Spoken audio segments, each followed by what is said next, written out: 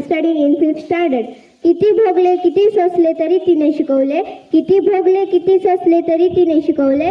स्त्री शिक्षणाचे धडे पुढे तिच्या साऱ्या लेकींनी गिरवले. स्त्री शिक्षणाचे धडे पुढे तिच्या साऱ्या लेकींनी गिरवले. अध्यक्ष महाशय, पूज्य गुरुजन वर्ग व माझ्या मित्रांनो, मी आज तुम्हाला भारताच्या पहिल्या महिला क्रांतिज्योती सावित्रीबाई फुले यांच्याविषयी माझे मनोगत व्यक्त करत आहे.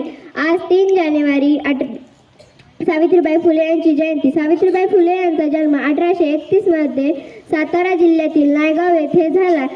त्यांच्या आईचे नाव लक्ष्मीबाई तर वडिलांचे नाव खांडोजी नवेसे पाटील असे होते. त्यांचा विवाह अवघ्या 9व्या वर्षी झाला. लग्नानंतर ज्योतिरावांनी त्यांना लिहायला वाचायला शिकवले.